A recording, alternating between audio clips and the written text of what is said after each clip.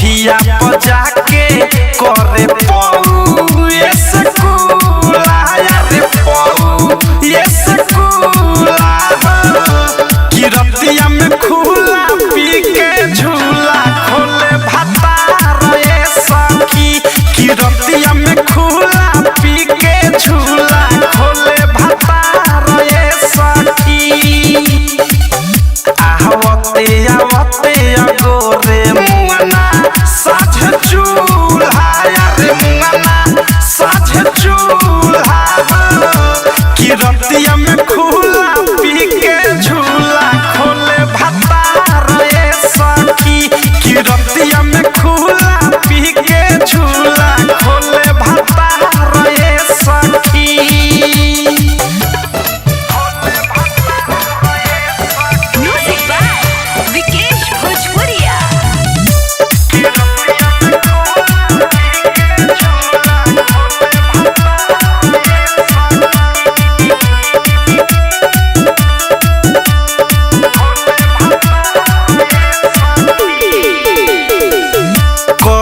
नाहिटी के पैसा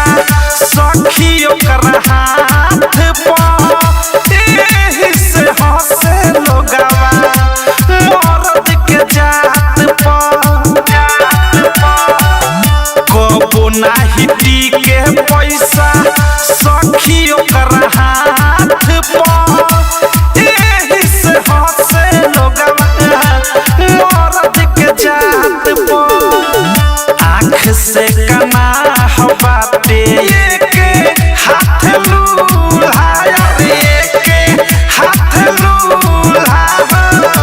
कि रतिया में खुला पी के झूला खोले भतार ये सखी कि रतिया में खुला पी के झूला खोले भतार ये सखी।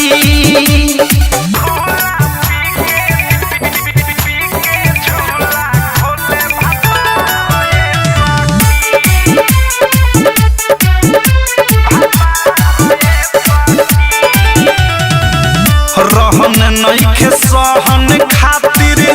बोली हम काहे न पियला एतना पियवा की थार के थाहे न रहन नइखे ठीक अनुराग बोली हम काहे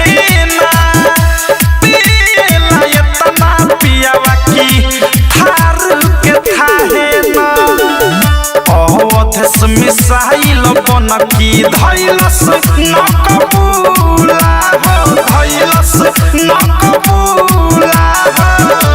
कि रतिया में खुला पी के झूला खोले भतार ये सखी कि रतिया में खुला पी के झूला खोले भतार ये सखी